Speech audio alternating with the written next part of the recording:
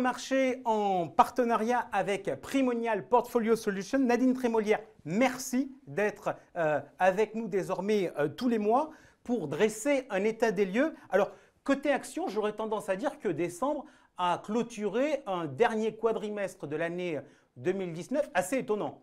On devrait presque dire que l'année 2019 a été extraordinaire. Le mois de décembre est presque la continuité de tout ce qu'on a connu pendant toute l'année 2019. Qu'est-ce qui justifie cet enthousiasme en décembre?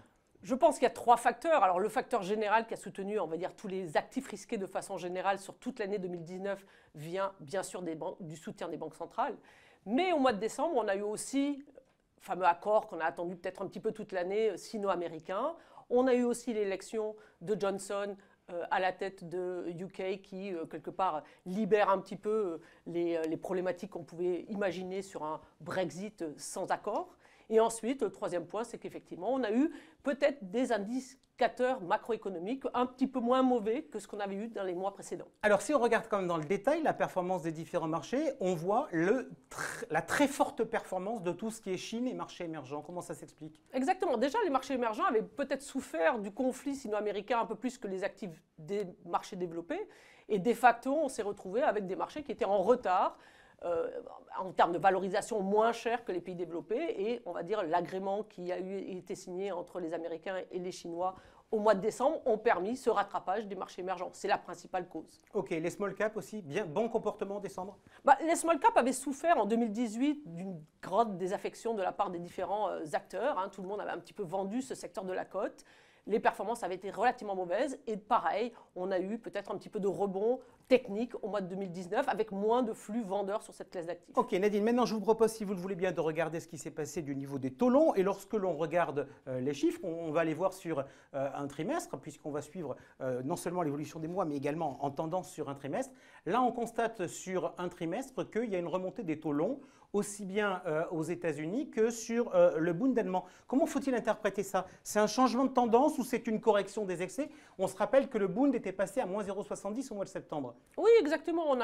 À la fois, on a un rebond technique. Je pense, comme vous l'aviez dit, on avait atteint des niveaux qui étaient relativement extraordinairement bas et absolument totalement décorrélés de la situation macroéconomique. On revient peut-être à des niveaux plus entre guillemets normaux, même si je pense qu'on risque d'avoir sur 2020 une année peut-être plus chahutée sur cette partie-là. Ok, l'idée de cette chronique, c'est de faire un point sur les marchés, mais aussi de voir les décisions de gestion qu'il faut prendre. Votre job, vous, au quotidien, c'est de bâtir des allocations d'actifs pour les conseillers en gestion de patrimoine? Exactement, nous bâtissons trois profils, un profil prudent, un profil équilibré, un profil dynamique dans le contrat d'assurance vie.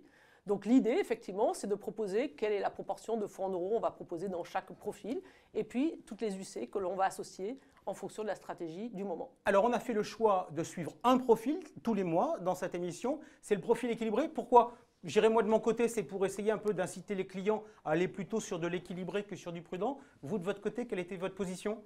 La position de l'équilibré, c'est que quelque part, on a aussi bâti un équilibré qui est peut-être un petit peu plus bas qu'un vrai équilibré, puisqu'il comporte 50%. Et puis, imaginez que 50% de fonds en euros. 50% de fonds en euros, pardon.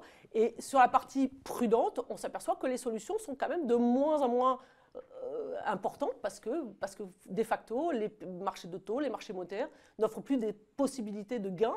Donc, on est obligé d'investir dans des marchés un petit peu plus risqués et notamment dans les marchés actions. 50% de fonds en euros, 15% d'immobilier, ça fait 35% sur des unités de compte, je dirais marché financier.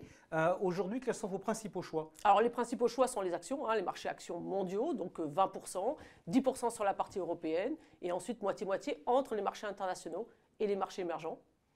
Ensuite, les 15% restants vont être affectés à des fonds flexibles qui comportent déjà du risque action, mais pas que. Ils comportent aussi du risque des obligations hybrides, des obligations de haut rendement, dont on sait qu'elles sont, on va dire, un peu les mêmes types de comportements que les marchés actions. Quel bilan en termes de perf sur 2019 ? On fait une année 2019 à la hauteur des espérances des investisseurs. On aimerait bien avoir une année comme cela chaque année. On a le profil équilibré qui progresse de 7,5%.